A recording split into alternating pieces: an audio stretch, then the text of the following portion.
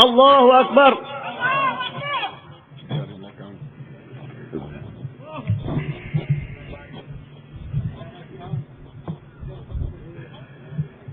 Assalamualaikum warahmatullahi wabarakatuh. Alhamdulillahi rabbil alamin.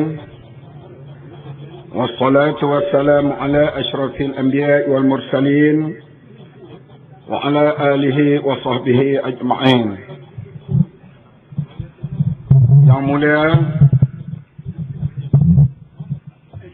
yang berhormat saudara pengerusi majlis, Al-Fadhil Ustaz Abu Bakar Abdullah yang dipertua PAS kawasan, seluruh pimpinan PAS kawasan Kuala Nerus, pimpinan pemuda dan muslimat, seluruh ustaz-ustaz, imam-imam, ahli-ahli dan para penyokong, para hadirin hadirat muslimin muslimat yang dihormati sekalian. Alhamdulillah, malam ini kita dapat bersama sekali lagi di dataran Batu Nam ini, dan kita harap dataran ini akan kekal lama untuk kita terus berada di sini pada masa yang akan datang. Kalau berlaku pembangunan di kawasan ini pun, kita harap rakyat tempatan di sini, tak kira PAS atau UMNO, ada parti atau tak ada parti, rakyat di sinilah mendahului mendapat manfaat, bukan orang luar daripada Batu Nam yang akan dapat manfaatnya nanti. Itulah harapan saya kepada penduduk Batu Nam ini. Hadirin hadirat yang dihormati sekalian, oleh kerana sekarang ini kita berada dalam bulan Ramadan, saya yakin dalam tazkirah kuliah penuh dengan cerita-cerita hal Ramadan, manfaatnya, keberkatannya, disampaikan oleh setiap ustaz di surau atau di masjid, di kampung kita dan di seluruh Terengganu. Oleh itu saya tidak bercadang untuk mengulang perkara-perkara itu yang panjang pada malam ini. Dalam bulan Ramadan ini juga kita berada dalam suasana kita menyambut kemerdekaan, yaitu 31 hari bulan Ogos. Kita sambut kemerdekaan Tanah Melayu atau Melaya, dan 16 September kemerdekaan Malaysia. Sekarang ni orang duk raya lah daripada 31 sampai 16 September. 16 September ni nak raya sungguh ke tak? Tunggu dah lihat. Kalau ada masa, saya ulas perkara itu. Hadirin hadirat yang dihormati sekalian, saya pada malam ini ingin menyentuh konsep atau makna kemerdekaan dibanding dengan pahaman biasa yang diajar di sekolah-sekolah dan di universiti dengan pahaman Islam. Arti kemerdekaan, istiqlal ataupun tahrir yang kita paham. Kemerdekaan ialah apabila anak tempatan dapat mengambil alih pemerintahan daripada orang-orang yang mendatang, penjajah yang menguasai sesuatu tempat. Anak tempatan mengambil alih, mentadbir negeri atau negara itu dengan ideologi tersendiri, maka tempat itu dipanggil merdeka. Setelah orang yang datang menjajah di tempat itu dihalau keluar. Itulah bila kita menjawab soalan periksa tingkatan 6, tingkatan 5 di Universiti Erti Kemerdekaan. Sekarang kita lihat pula pengertian kemerdekaan, pemahamannya di dalam Islam. Nabi Muhammad sallallahu alaihi wasallam diberanak, dibesarkan di Mekah,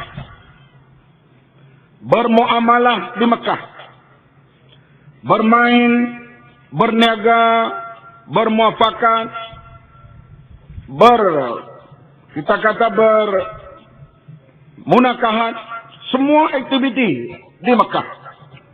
Sekali-sekala keluar ke Syam untuk berniaga mengikut bapa saudaranya Abu Talib atau membawa dagangan Sayyidatina Khadijah.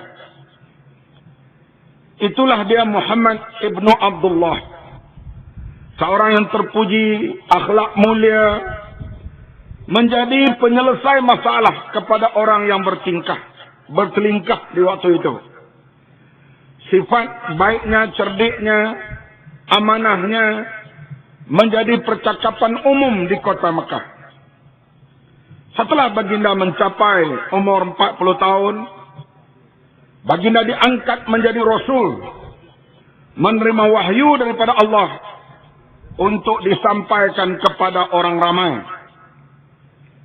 13 tahun baginda bertindak menyampaikan wahyu kepada orang ramai. Yang dulunya baginda bersifat terpuji, cerdik, amanah, sudah bertukar tuduhan kepada Muhammad seorang yang gila, ahli sihir, memecah belahkan masyarakat, dan berbagai-bagai tuduhan dilemparkan kepada baginda. Operasi dakwah yang baginda jalankan dalam masa 13 tahun mendapat pengikut dalam lengkungan 300 orang. Sebahagian daripadanya diizinkan untuk berhijrah ke Habasyah, menyelamatkan keselamatan diri dan nyawa setelah ancaman begitu dahsyat di Mekah. Menjelang 13 tahun beroperasi dakwah, Nabi sendiri menerima ancaman untuk dibunuh apabila orang yang dianggap pelindung kepada baginda kedua-duanya meninggal dunia, yaitulah Abu Talib dan Sayyidatina Khadijah istrinya. Baginda terdedah kepada ancaman fizikal, terutama bila dua orang manusia yang dihormati ini sudah wafat. Hadirin sekalian, ancaman bunuh datang, maka Allah mengizinkan Nabi Muhammad berhijrah. Nabi ada kenalan di Madinah. Berkenalannya melalui jemaah haji yang datang membuat haji di Mekah. Perjanjian Aqabah 1 dan Aqabah 2 dibuat oleh Nabi dengan rakan-rakannya di Madinah. Jikalau baginda ke sana, baginda akan diterima dan dilindungi. Setelah dapat perintah daripada Allah Subhanahu wa taala, Nabi kita berhijrah ke Madinah. Di sana baginda diterima oleh penduduk tempatan. Baginda merangka piagam undang-undang perlembagaan untuk mentadbir Madinah dengan arti kata yang mudah dipahami. Baginda menjadi ketua negara Madinah. Nabi Muhammad orang luar, orang Mekah, berhijrah lebih kurang 400 kilometer, pergi memerintah Madinah, mengambil alih daripada pemerintahan anak tempatan. Kalau arti makna biasa, Nabi Muhammad pergi menjajah Madinah. Dia orang luar pergi memerintah bersama dengan kaum muhajirin di Madinah. Ini adalah penjajah. Tetapi bolehkah kita panggil Nabi lagi Rasul, lagi Imamul Ummah sebagai penjajah? mari kita lihat perbezaan antara penjajah dengan Islam yang datang. Kemerdekaan di sudut Islam dan kemerdekaan di sudut pandangan biasa. Di dalam Islam, Nabi Muhammad SAW datang memerdekakan Madinah. Apa arti merdeka? Merdeka di dalam Islam slogan katanya yang terkenal, yang diucapkan oleh panglima-panglima perang, yaitu sesuatu tempat itu merdeka bila terbebasnya atau slogannya tertegak min ibadatil ibad ila ibadatillah, daripada menyembah sesama hamba manusia kepada menyembah Allah Subhanahu wa taala. Bila masyarakat jadi demikian, maka tempat itu merdeka. Kalimatullahi hiyal ulya, a'la kalimatullah, meninggi dan martabatkan kalimat Allah di suatu tempat, maka tempat itu adalah tempat yang merdeka. Nabi Muhammad bukan datang menjajah Madinah, sebaliknya datang memerdekakan Madinah. Ini beza yang kita baca seharian ataupun jawapan di sekolah atau universiti. Sayang kuliah macam ni tak ada dalam televisyen. Hadirin yang dihormati sekalian, apa tugas pula sebagai ketua negara? Kita lihat perbezaan penjajah dengan kemerdekaan di dalam Islam. Penjajah bila datang ke satu tempat, dia memerintah, dia mengeluarkan hasil mahsul di tempat itu untuk memperkayakan penjajah itu, atau membawa balik hasil mahsul ke negara asal mereka. Seperti kerajaan British yang datang ke Melaya dahulu, membawa balik biji timah, getah dan hasil mahsul di sini untuk memperkayakan England. Sedikit sebanyak ditinggalkan di sini untuk pembangunan ala kadar. Ini tugas penjajah di mana-mana pun. Dan mereka hidup menjaga keselamatan diri, hidup secara mewah. Termasuklah ada pengawal-pengawal yang hebat untuk menjaga kedudukan mereka. Kalau di Melaya dahulu tak cukup dengan tentera dan polis tempatan, penjajah membawa Gurkha, tentera Nepal yang setia dengan bos, untuk mengawal kedudukan mereka. Itu penjajah. Nabi Muhammad SAW menjadi ketua negara di Madinah lebih kurang 10 tahun. Lumrah pada waktu itu, perkara biasa. Negara dikeliling Madinah, negara-negara maju, yang dipanggil G7 pada waktu itu, G7.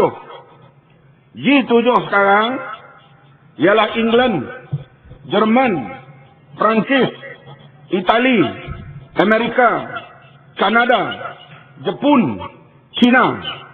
Itu negeri maju. Rusia satu lagi. Malaysia tak masuk. Itu negeri G7 sekarang.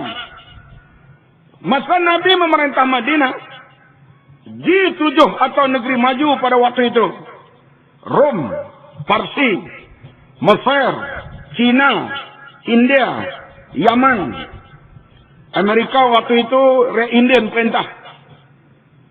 Re-Indian perintah tahulah bila dia nak serang orang, macam tu lagi. Muka bercorang, lukis macam-macam. Itu Amerika. England pun masih barbarian lagi. Apache lagi masa itu. Negara maju ini, Mesir, Rom, Parsi, sudah jadi kebiasaan. Pemerintahnya hidup dalam istana yang hebat. Pengawal-pengawal yang hebat. Kalau tuan-tuan lihat pentadbiran Rom, raja-raja mereka dikawal oleh panglima-panglima seperti Hercules. Tengok kan filem Hercules? Yang badan besar, yang pakaian hebat dengan tombak tersedia. Kalau Mesir, kita lihat askarnya, tenteranya yang mengawal istana. Topi bersih sehingga ke bahu. Begitulah juga Raja Parsi. dikawal oleh pasukan tentera dan pengawal istana. Topi besi yang cukup lengkap dan hebat. Istana-istana yang hebat di sini tempat negara-negara G7 dan mereka hidup seperti itu. Nabi Muhammad SAW semasa memerintah Madinah, kalau baginda nak membina istana, mempunyai pengawal yang hebat seperti itu, rakyat tidak marah. Karena sudah menjadi perkara biasa. Raja, pemimpin mesti hidup begitu rupa pada waktu itu. Tetapi Nabi Muhammad SAW memilih untuk tidak ada istana. Kalau Nabi hidup macam orang lain juga, artinya baginda tidak bawa pembaharuan. Macam kita lah, kalau ambil alih daripada Barisan Nasional, kita hidup macam orang Barisan Nasional, itu kita hanya ambil alih tempat, bukan buat perubahan. Betul ke tak? Nabi Muhammad SAW, kalau baginda membina istana yang besar, mempunyai pengawal-pengawal yang hebat, baginda macamlah juga pemerintah di negeri lain pada waktu itu. Oleh kerana Islam agama baru, Islam membuat perubahan, termasuk dalam bidang sosial dan keselamatan, cara hidup dan sebagainya. Nabi mempamerkan kehidupan yang berlainan. Baginda tidak memilih membina istana. Walaupun istri baginda banyak, istri-istri baginda hanya ditempatkan di bilik atau ghurfah di keliling masjid Nabi. Tidaklah baginda janjikan, siapa nak kahwin dengan aku akan hadiah seekor unta atau sebiji istana. Siapa yang berkahwin dengan Nabi Muhammad SAW, bacalah dalam Al-Quran dalam bulan Ramadan ini aduan-aduan istri Nabi tentang kesusahan dan keperitan hidup bersama Nabi Muhammad SAW. Hadirin sekalian, Nabi suci kita Muhammad SAW menjadi ketua negara. Baginda tidak simpan stok makanan di rumah. Sebab itulah kita lihat apabila keluarga baginda diuji semasa mereka berpuasa, Nabi dan keluarganya, bila pemerintah sedekah datang dekat dengan waktu buka puasa, makanan untuk buka puasa disedekahkan kepada peminta sedekah itu. Maka keluarga Nabi hanya membuka puasa dengan air kosong atau air sejuk. 3 hari berturut-turut Allah menguji Nabi Muhammad SAW dan keluarganya, dan peminta sedekah datang dekat dengan waktu berbuka puasa, maka dihadiahkan makanan itu kepada peminta sedekah. Mereka 3 hari berturut-turut buka puasa dengan air sejuk. Hadirin sekalian, inilah Nabi yang kita berselawat. Setiap malam dalam bulan Ramadan kita lipat gandakan selawat dan puji kepada baginda. Uswatun hasanah. Ini pemimpin kita yang dapat merubah suasana kemasyarakatan pada waktu itu. Sehingga Allah menurunkan surah Al-Insan di antara ayatnya Bismillahirrahmanirrahim. Wa yut'imuna at-ta'am ala hubbihi miskinan wa yatiman wa asira. Dan mereka memberikan makanan yang disukainya kepada orang miskin, anak yatim, dan orang-orang yang ditawan. Memberi makanan yang disukainya, bukan makanan harta habis, kepada orang yang datang meminta sedekah, sehingga keluarganya terpaksa buka puasa dengan air kosong. Inilah junjungan kita Muhammad Mustafa sallallahu alaihi wasallam ketika menjadi ketua negara. Bila begini sifatnya, tak ada istana, hidup begitu sederhana. Bila berlaku perang, baginda menyeru supaya sahabatnya berderma. Itulah yang sahabatnya menderma. Ada di antaranya yang menderma sampai kesemuanya. Yang tinggal kepada mereka hanyalah Allah dan Rasul. Kerana dia lihat ketua negara yang sebegitu rupa. Hadirin sekalian, bila keadaan ini berlaku, penduduk Madinah nampak ini bukan penjajah.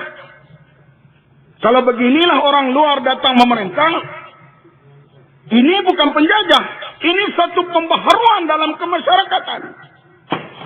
Sebab itulah kita lihat akhlak baginda ini disambung oleh para sahabat dan kemudiannya, walaupun tidak setaraf dengan Nabi, dengan Rasulullah SAW, tetapi semangat itu mereka ikuti. Sebab itulah hadirin sekalian, saya sebut selalu, apabila pengembara pergi mencari di Madinah, di mana istana khalifah.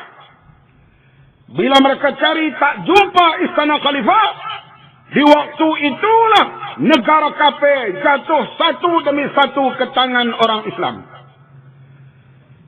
Rom dan Parsi tak sampai 40 tahun tumbang ke tangan Islam, bukan di atas kekuatan tentera yang dimiliki oleh Islam atau umat Islam. Rom dan Parsi tumbang di atas peradaban yang dijelmakan oleh Islam. Sebab apabila tentera Islam datang ke sempadan, khasnya ke sempadan Parsi, tentera Parsi tanya, apa tujuan kamu datang untuk berperang? Tentera Islam menjawab, kami datang ialah untuk membebaskan kamu min ibadatil ibad ila ibadatillah. Bila dengar kata-kata ini, ketua-ketua tentera Parsi heran. Kalau beginilah tujuan kamu nak perang, kamu boleh masuk Parsi. Kami pun mau bernaung di bawah pemerintahan yang adil. Kami sudah jemu duduk di bawah pemerintahan yang zalim. Kami mau, kami hidup seperti keadilan yang kamu nikmati di Madinah dan negara dan di tempat yang telah diperintah oleh Islam. Artinya perkembangan hebat yang berlaku, perkembangan wilayah, ramainya orang memeluk agama Islam bukan kerana kekuatan pedang. Perang pedang hanyalah prasyarat sahaja. Yang paling utama ialah perubahan tamadun cara hidup yang dijelmakan oleh Islam.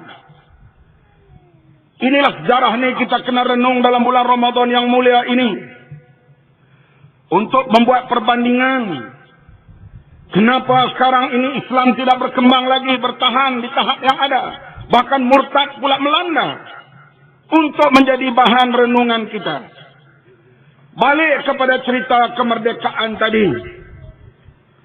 Setelah Madinah diperintah oleh Nabi Muhammad SAW lebih kurang 8 tahun.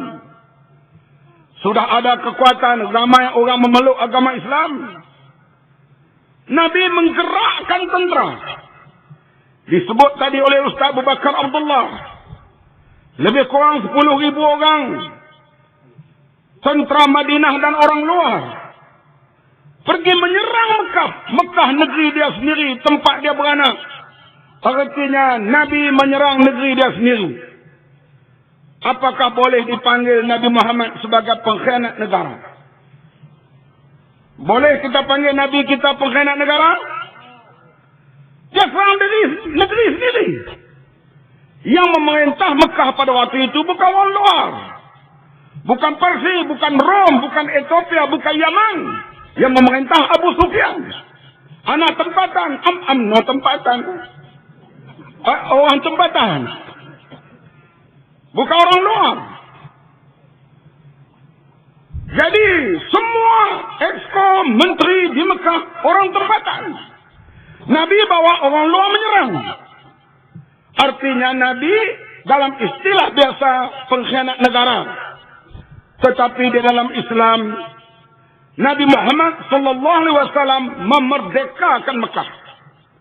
Merdekakan Mekah itu datang daripada Allah Subhanahu wa taala sendiri, yaitu bila turun ayat Bismillahirrahmanirrahim, idza jaa nasrullahi wal fath wa ra'aitan nas yadkhuluna fi dinillahi afwaja fasabbih bihamdi rabbika wastaghfir innahu kana tawwaba.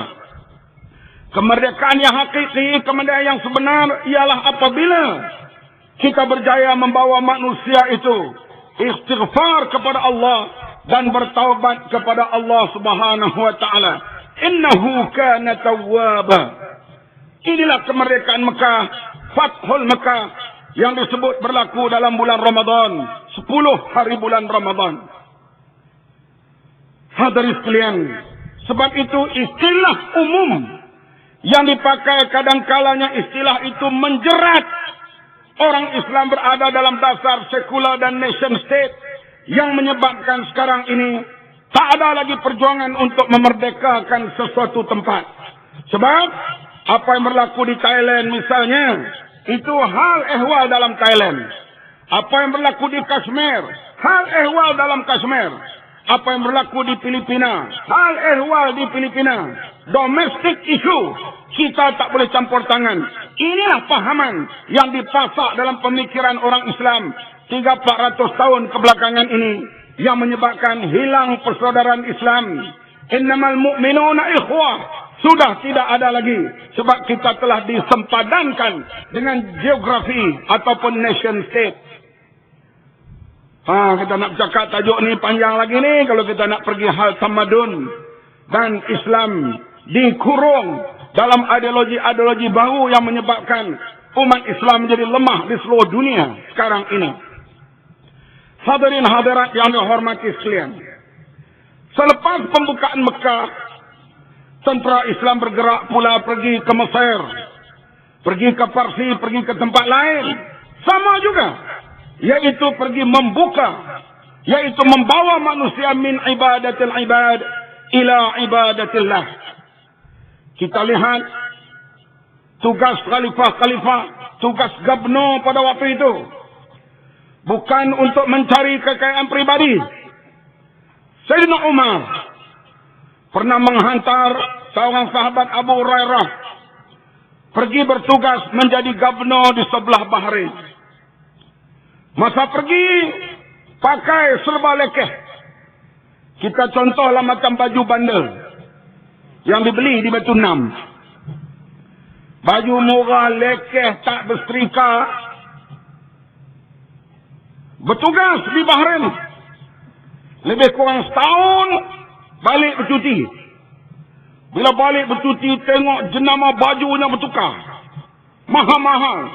Gucci, Saint Laurent, Van Heusen, Playboy. Baju jenis jenama-jenama bini Najib Tun Razak pakai tu. Haji Mama, kasut dah berubah. Kena orang panggil. Abu Hurairah dia tanya, kamu dari mana? Abu Hurairah jawab. Jawab tanya, tak lepas hizbah. Bila tak lepas, ia dihukum. Khalifah hukum gubernur yang didapati memperkayakan diri sendiri. Inilah hadirin sekalian, tujuannya bukan menjajah. Sebab mereka pergi kosong menjadi gubernur, balik kena kosong. Segala zakat, kharaj ataupun jizyah dikutip, dikembalikan kepada rakyat tempatan itu. Ini di zaman awal Islam yang saya sebut tadi, Rom dan Parsi tumbang dalam masa 40 tahun di atas kekuatan peradaban Islam itu. Hadirin sekalian, selepas itu berlaku penyelewengan oleh khalifah. Diperbetulkan kembali di zaman Umar bin Aziz. Ada lagi penyelewengan selepas itu. Ulama-ulama bangun, menggadaikan nyawa untuk mempertahankan Islam. Beratus tahun berlalu, 500, 600 tahun, 700 tahun, 800 tahun. Sudah berlaku kealpaan. Khalifah sudah mula menjadi penjajah. Bukan lagi bersifat min ibadatil ibad ila ibadatillah. Khalifah-khalifah mula membina istana yang hebat-hebat. Istana di New Delhi. Istana-istana di tempat-tempat yang lain. Pengawal-pengawal mulai hebat. Di saat khalifah-khalifah duduk dalam istana yang hebat, pengawal yang hebat, di waktu itulah negeri orang Islam jatuh satu demi satu ke tangan orang kafir. Tuan-tuan boleh faham tak ilmu falsafah ini? Boleh faham ke tak? Saya contohkan balik. Apabila pengembara pergi cari di mana istana khalifah di Madinah, mereka tak bertemu. Waktu itulah negeri kafir jatuh satu demi satu ke tangan Islam. Bila khalifah duduklah istana besar, dikelilingi oleh pengawal-pengawal yang hebat, di waktu itulah negeri Islam jatuh satu demi satu ke tangan kafir. Apa arti? Di sinilah Sayyidina Ali karamallahu wajhah mengatakan bahawa bila orang itu mengejar dunia, dunia akan lari daripadanya. Tetapi seseorang itu mengejar akhirat, dunia akan datang kepadanya. Kita tahu Sayyidina Ali ini adalah ahli falsafah, seorang tasawuf yang amat tinggi. Jiwanya begitu hebat. Dia membunuh ratusan orang dalam medan perang. Tetapi satu ketika bila dia nak bunuh, musuhnya itu meludah mukanya. Dia tak jadi bunuh. Kerana kalau dia bunuh, kerana musuh itu dia marah kerana ludah muka. Bukan dia bunuh kerana Allah. Ini Sayyidina Ali. Kita ni kalau tak jadi nak marah kat dia, dia ludah kita pang baru nampak. Kita jawab selalu. Tapi tidak kepada orang seperti Sayyidina Ali. Position untuk nak bunuh. Bila angkat pedang nak bunuh, orang ludah muka. Dia tak jadi bunuh. Orang tanya kenapa? Kalau aku bunuh dia, bukan kerana Allah lagi. Tapi aku marah sebab dia ludah muka aku. Inilah Sayyidina Ali, dia kata, kalau kamu mengejar dunia, dunia akan lari daripada kamu. Kamu mengejar akhirat, dunia akan datang. Kita lihat bila khalifah duduk di istana besar-besar mengejar dunia, jatuhlah Spanyol ke tangan Kristian. Jatuhlah Indonesia, jatuhlah Melaya, jatuhlah India. Negeri yang cukup besar. Contoh lihat jejak Rasul TV3.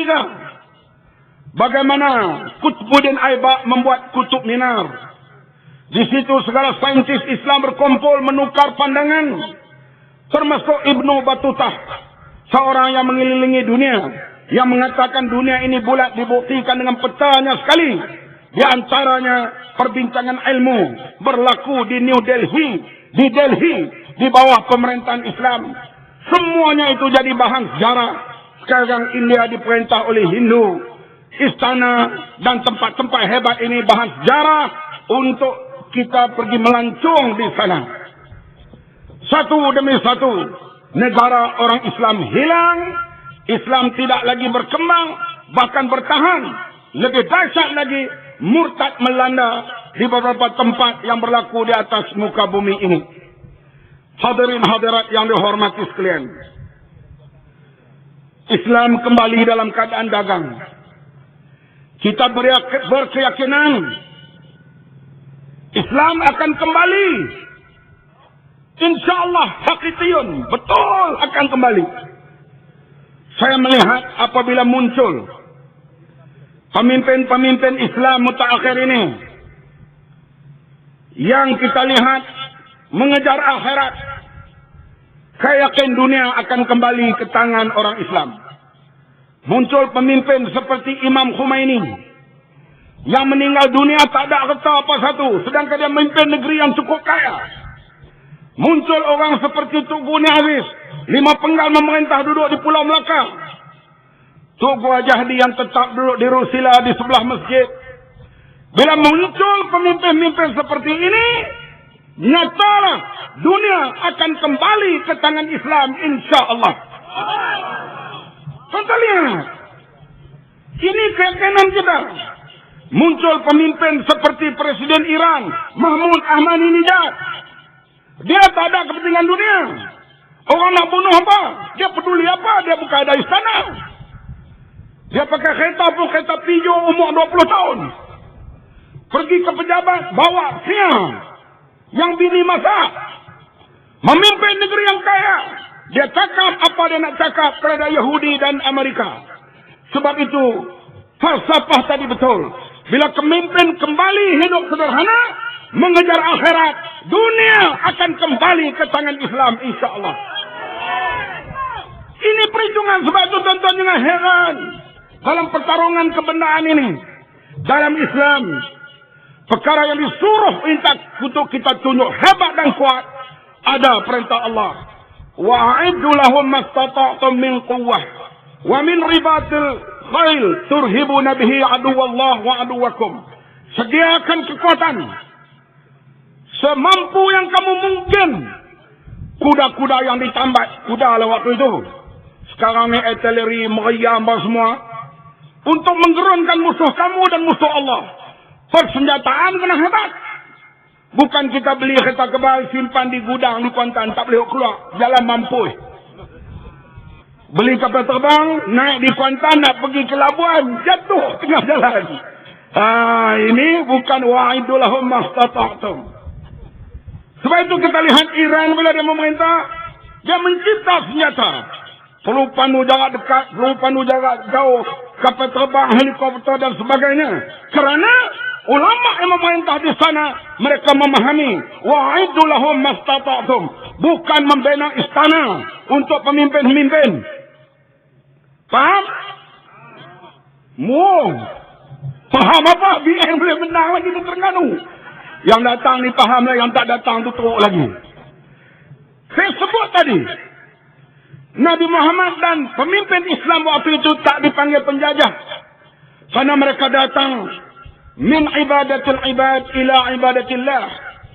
Hantar gubernur ke Mesir, pergi macam tu, balik macam tu. Hantar gubernur ke Persia, ke Azerbaijan.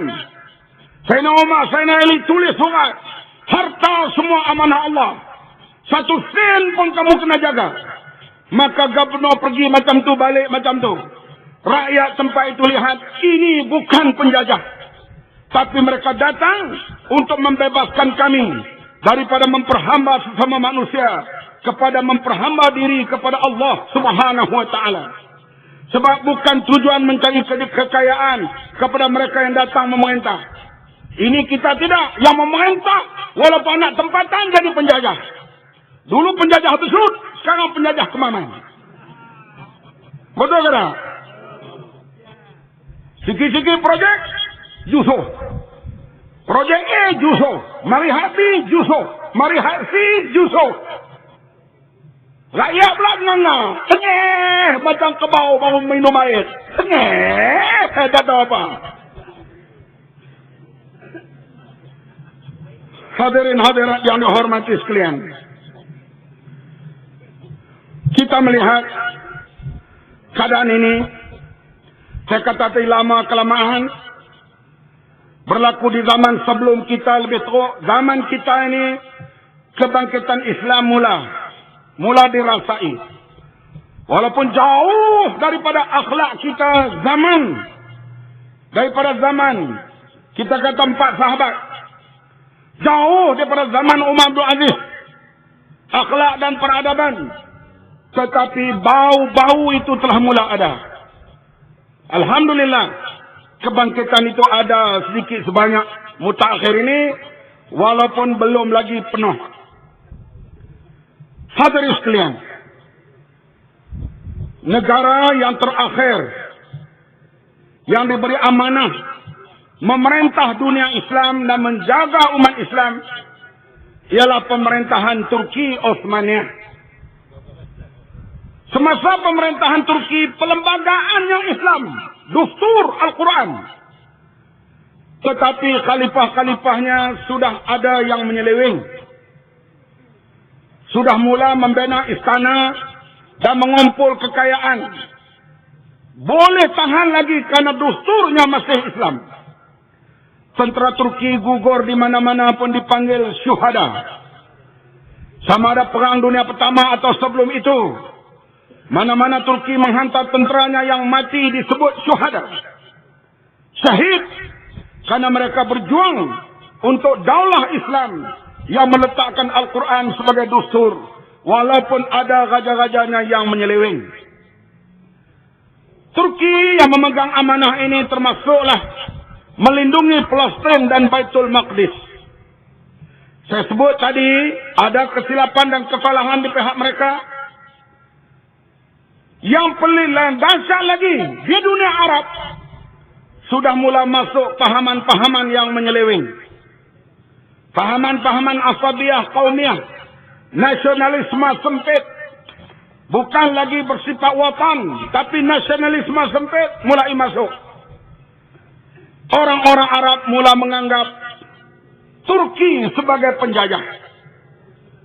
Bukan lagi Turki sebagai membawa slogan min ibadatil ibad ila ibadatillah.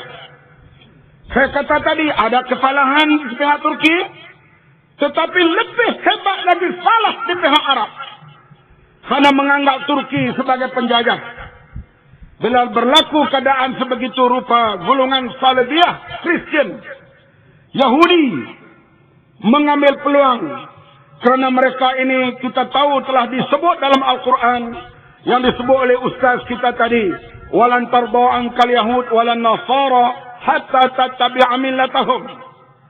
Kesempatan itu diambil oleh Britain yang menjadi kuasa besar pada waktu itu, menggerakkan tentera untuk menyerang Turki di Palestin. Lebih kurang 40,000 tentera digerakkan oleh Jenderal LNB untuk menyerang kedudukan tentera Turki yang menguasai Palestin dan Baitul Maqdis. Sayang, dalam 40,000 tentera itu, separuh adalah gerila-gerila Arab yang bersama dengan Inggris Kristen untuk menyerang pemerintahan Turki. Inilah fitnah yang melanda dunia Islam. Kerajaan Turki dianggap penjajah. Arab sanggup membantu British untuk menyerang saudara se-Islam mereka, Turki. Maka pada 1917 bulan November, kalahlah tentera Turki di Palestin dan Inggris mencapai kemenangan di atas pertolongan gerila-gerila Arab. Baitul Maqdis dan Palestin semuanya dikuasai oleh Inggris. Hadirin sekalian, itu tahun 17, lebih kurang 30 tahun kemudian, Inggris menyerahkan bumi Palestin itu kepada Yahudi dengan memanggil Yahudi di seluruh dunia supaya pergi ke Palestin dan dibuat peta, diserahkan negeri itu kepada Yahudi dengan mengusir orang-orang tempatan Arab Kristen atau Arab Islam, diusir daripada bumi mereka. Lebih 750,000 buah rumah diusir, dimusnahkan, dikeluarkan daripada bumi Palestin. Tahun 67, hadirin sekalian, Israel mengembangkan wilayahnya, termasuklah menguasai Baitul Maqdis dan Masjidil Aqsa, dan cuba memusnahkan Masjidil Aqsa.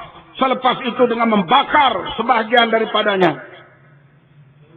Sejarah ini berlaku tidak lain di atas kesilapan orang Islam, kesalahan orang Islam kerana sudah tak kenal yang mana penjajah, yang mana rakan, yang mana kawan.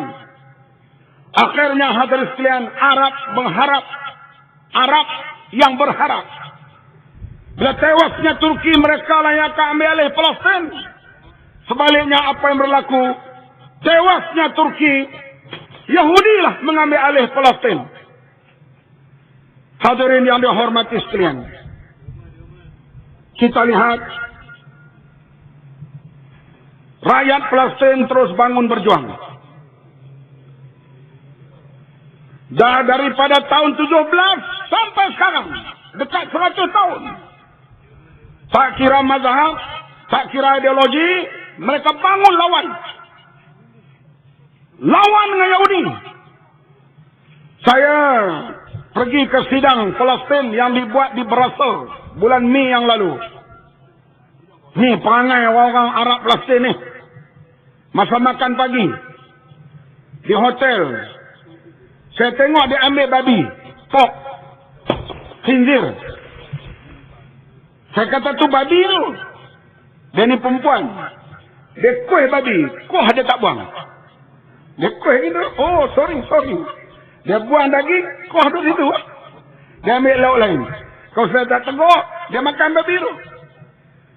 Tapi bila sebut Yahudi, dia semangat. Dia lawan Yahudi. Walaupun perangai macam tu. Yang semayang, yang tak semayang, komunis, semua puak lah. Lawan Yahudi. Bukan tak lawan. Yang saya maksud di sini disebut oleh Ustaz tadi, gerakan Islam mengambil alih kepimpinan untuk lawan dengan Yahudi ini baru dalam lengkungan 10 tahun. Sebelum itu, hadirin sekalian, kepimpinan melawan Israel bukan di tangan gerakan Islam. Bila gerakan Islam, Hamas, Jihad, Hizbullah mengambil alih dan sekarang sedang berdepan dengan Israel, barulah Yahudi mulai rasa Rabu, Khamis, Jumaat selang-selang. Artinya baru dia rasa pertarungan sekarang ini. Terutama peperangan 2 tahun yang lalu. Hizbullah dengan Israel berakhir perang setelah 23 hari. Menteri Pertahanan Israel kena letak jawatan. Ketua Turus Tentera kena letak jawatan. Karena mereka tak boleh makan dengan Hizbullah walaupun bertarung 23 hari. Sedangkan sebelum itu mereka musnahkan tentera Arab 6 hari. Musnahkan 3 negara. Jordan, Syria dan juga Mesir. Mereka mula bertarung dengan Hamas, Jihad dan Hizbullah. Yahudi baru merasai bahawa mereka kemungkinan boleh dikalahkan. Kita hadirin sekalian nak bantu kumpulan ini. Hamas, Hizbullah, Jihad. Inilah kumpulan yang berdepan secara direct, yang mewakili kita berjuang lawan Yahudi. Kita nak pergi sana jauh. Yang kedua, kita penakut. Betul ke tak? Penakut tu sebut pelan-pelan lah. Saya berani. Saya pergi masa perang 2006 dulu. Pergi Lebanon. Duduk tingkat 3 sebuah rumah. Bila bunyi bom, hadirin sekalian, bom meletup tepi hotel. Saya berani, tapi lutut saya takut. Saya nak turun bangunan tu, tak boleh turun. Lemah lutut, merangkak. Bila dengar bunyi bom. Ini lutut tak guna, hadirin sekalian. Dia memalukan saya. Jadi hadirin sekalian, oleh kerana kita berkeadaan begini, mereka yang lawan bagi pihak kita, kita kena beri bantuan kepada mereka sebagai wakil kita yang berjuang. Saya lancarkan kutipan derma itu sekarang. Wakil kita yang sedang berjuang, tuan-tuan nak bagi 50 sen? Nak bagi RM5, tak padan. Sebagai wakil kita, kita kena beri sebanyak yang kita mampu. Bila tuan-tuan nak pergi derma, mana petugas, minta bertemu. Jangan peringat pemimpin-pemimpin Arab. Peringat pemimpin Arab, Kupang tuan-tuan tak perlu pergi. Pemimpin Arab semuanya sekarang berada di bawah naungan Yahudi dan Amerika. Mereka mengiktiraf negara Israel. Bahkan perintah Allah, wa'a'iddu lahum mastata'tum al-ayah, membina kekuatan. Negara Arab tak bina kekuatan sebab nak jaga keselamatan negara mereka. Mereka panggil Amerika tolong jaga. Saudi ada pengkalan Amerika, Qatar ada pengkalan Amerika, Kuwait ada pengkalan Amerika, Bahrain ada pengkalan Amerika, Jordan ada pengkalan Amerika. Malaysia ada cerita lah. Jadi hadirin sekalian, kau nak derma, jangan fikir pemimpin Arab ni. Tetapi umat Arab macam juga kita di Malaysia ini. Mereka bersemangat untuk membebaskan Baitul Maqdis, terutama golongan ikhwan muslimin dan gerakan-gerakan Islam yang lain di Timur Tengah. Mereka seperti kita juga. Hadirin sekalian, melihat hegemoni dunia sekarang ini, kemunculan gerakan Islam di keliling Israel, hegemoni Timur Tengah, kemunculan Iran, Rusia yang nak muncul semula sebagai kuasa besar, menyaingi Amerika dan Eropah. Penduduk Eropah sendiri di atas nama hak asasi manusia menyokong perjuangan rakyat Palestin. Saya nampak masa depan Baitul Maqdis untuk kembali ke tangan orang Islam sudah pun hampir, insya-Allah. Ianya hampir, tak jauh lagi. Tapi kita kena teruslah beri bantuan, sokongan sebanyak yang kita mampu. 18 hari bulan ini, bekas Imam Masjidil Aqsa akan datang ke Masjid Rusila. Mahmud Siam. Dan kuliah subuh di Masjid Batu Nam. Ini para pejuang yang direct. Dan kita beri sumbangan hadirin sekalian kepada wakil kita yang sedang berjuang di sana. Petugas cukup kan? Cukup ya, jangan berhenti bila saya bercakap. Terus kutip sampai selesai. Hadirin hadirat yang dihormati sekalian. Kita dalam bulan Ramadan ini, marilah kita merenung ke dalam. Kenapa kita lihat tak sampai 40 tahun, Islam berkembang, Rom dan Parsi tumbang. Islam datang ke Parsi, 95% jadi Islam. Islam datang ke Mesir, 95% jadi Islam. Islam datang ke Yaman, 99% jadi Islam. Islam datang ke Pakistan, hampir 100% jadi Islam. Islam datang ke Pulau Melayu, hampir 100% jadi Islam. Sekarang kita soal diri kita. Kenapa Islam bertapak di Terengganu begitu lama? Orang Cina di Pulau Terengganu masih tidak mau memeluk agama Islam. Kenapa? Kenapa di Malaysia orang Cina India belum lagi mau memeluk agama Islam? Kenapa? Adakah kita ini penghalang untuk orang melihat Islam? Kita kena cek diri kita. Kita kena cek keluarga kita. Kita kena cek masyarakat kita. Kenapa? 100 tahun awal Islam itu, Islam bertapak, orang jadi Islam. Islam bertapak, memeluk agama Islam. Kenapa sekarang ini kita bertapak, orang bukan Islam, tak peduli pun melihat Islam? Ini persoalan hadirin sekalian. Sedikit sebanyak tadi dijawab oleh Ustaz Abu Bakar Abdullah. Tapi kita mau lebih daripada itu. Bila kita mengambil alih pemerintahan nanti, bukan kita mengambil alih tempat DN, tapi kita kena buat perubahan. Kalau tak berlaku perubahan, hanya ambil alih tempat, orang tidak dapat melihat Islam itu. Alhamdulillah baru-baru ini, saya pergi tazkirah di Masjid Taman Permata Kuala Lumpur. Diberitahu kepada saya bahawa tahun ini saja mereka telah mengislamkan lebih 70 orang di masjid itu. Ianya berlaku hebat, terutama selepas kita mencapai kemenangan baru-baru ini. Islam mula dilihat, terutama di Selangor, wilayah dan sebagainya. Belum cukup. Orang bukan Islam belum melihat lagi keadilan Islam itu. Dan kita bimbang kalau kita naik, kita perangai sopa tu juga, malaun sama aja, lagi teruk orang lihat Islam. Inilah hadirin sekalian yang perlu kita renung dalam bulan Ramadan ini. Di mana silap dan kelemahan kita untuk kita buat islah, perbaiki. Supaya hadirin sekalian, kita hidup sebagai orang Islam, mengamalkan ajaran Islam, orang bukan Islam pula terpikat dengan ajaran Islam itu. Hadirin sekalian, peringatan seterusnya ingin Bamak sampaikan. Gerakan Islam berjuang lawan penjajah memang hebat. Di Algeria gugur syahid lebih 1 juta orang melawan Perancis. Di Libya terkenal dengan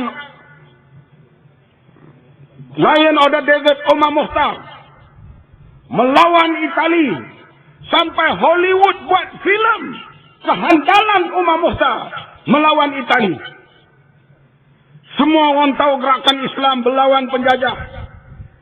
Tetapi gerakan Islam, bila penjajah balik, orang lain mengambil alih pemerintahan. Bukan puak Islam mengambil alih. Di Algeria golongan sekular mengambil alih. Akhirnya mereka menekan gerakan Islam kembali. Di Libya Gaddafi mengambil alih. Dia tolak hadis. Dia hanya pakai Quran macam Qasim Ahmad. Wanita pun boleh pakai seluar pendek. Ini pandangan Gaddafi. Ulama ditekan. Islam tak naik. Walaupun golongan Islam lah yang berjuang melawan Itali. Indonesia berlawan dengan Belanda, Jepun, golongan Islam, para ulama. Dan mereka berjaya memerintah. Dr. Muhammad Nasir jadi Perdana Menteri. Tapi yakin kepada Soekarno. Akhirnya Soekarno campur berbagai ideologi Nasakom, nasionalis, agama dan sosialis. Akhirnya gerakan Islam ditekan, diharamkan. Jatuh Soeharto. Barulah Islam bertapak kembali setelah 60 tahun ketinggalan. Di Malaysia apakah kita akan menjadi begitu? Pas berjuang, berhempas pula. Ada yang syahid, ada yang masuk ISA. Kena tukar, kena tekan. Bila datang memerintah, orang lain dan Islam diketepikan. Maukah kita jadi begitu? Mau kita jadi begitu? Kita mau kita berjuang, kemenangan nanti Islam mendapat tempat. Setuju atau tidak? Kalau tidak, kita akan ulang apa yang berlaku di Libya, di Algeria, di Indonesia. Setakat ini golongan Islam berjuang. Golongan Islam yang mengambil alih baru satu tempat, yaitu di Iran. Dalam masa 100 tahun kebelakangan ini.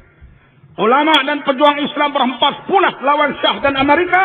Mereka lah mengambil alih. Dan sekarang sudah pun 30 tahun. Kita yakin di Malaysia, hadirin sekalian, gerakan Islam yang berjuang lama, datang rakan-rakan yang lain bersama. Bila sumbang pemerintahan BN nanti, Islam ada tempatnya, insya Allah. UMNO sekarang talian hayatnya ada di 3 negeri sahaja. Terengganu, Melaka, Johor. Malu tuan-tuan, Terengganu salah satu negeri talian hayat UMNO. Aku malu lah.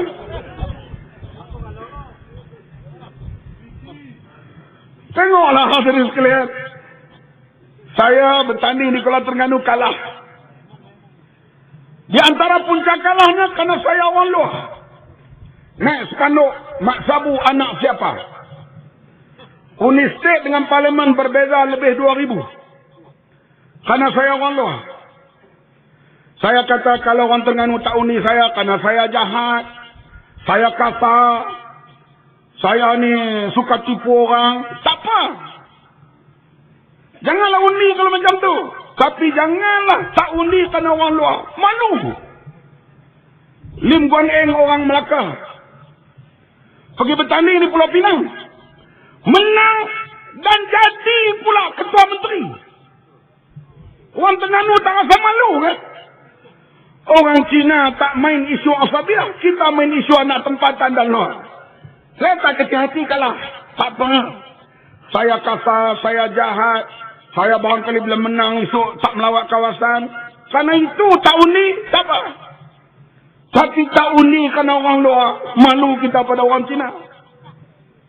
Inilah hadirin sekalian, pahaman-pahaman asabiah itu masih ada.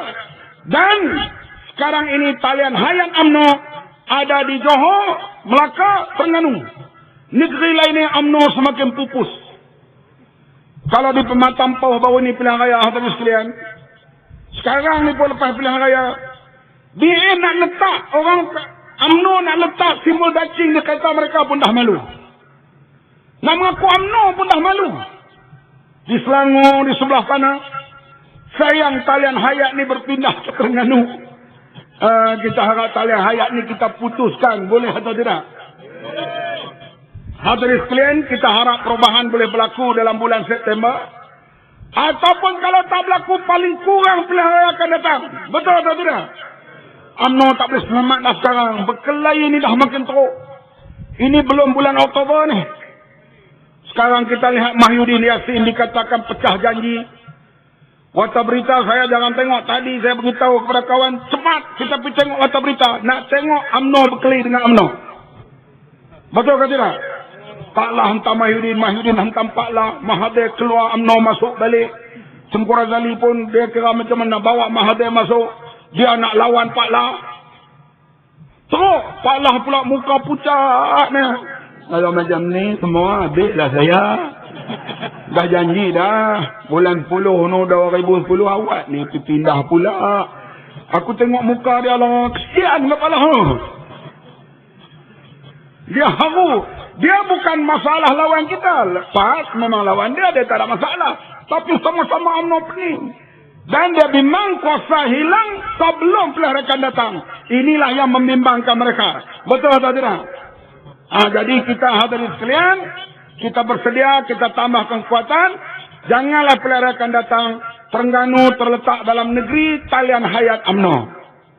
Negeri Sembilan yang dulu pekak badak hadirin sekalian. Sekarang Negeri Sembilan kurang 3 kerusi untuk memerintah. Yang betul ada lagi inilah dia Johor, Melaka dan Terengganu.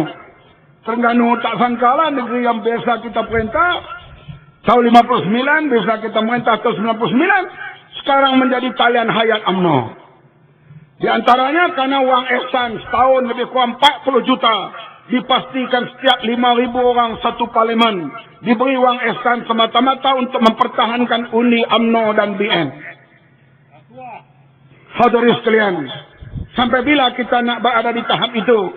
Sedangkan orang Melayu, orang Islam di negeri lain, orang bukan Islam telah berubah jauh. Tambah orang Cina di sebelah pantai barat sekarang. Sebut kata dacing, mereka melugai. Sampai peringkat itu sekarang ni. Dan kita harap kita dapat buat perubahan bersama. Dan yang penting, menang atau kalah, lambat atau cepat, kita tetap bersama dengan Islam. Setuju? Inilah ucapan saya pada malam ini. Semoga ia dapat memberi manfaat kepada kita bersama. Bulan Ramadan saya berhenti lebih awal sikit. Contoh nak balik buat ibadat lain, saya pun tak larat juga. Hanya sekadar ni dulu. Wabillahi taufiq wal hidayah. Wassalamualaikum warahmatullahi wabarakatuh. Takbir.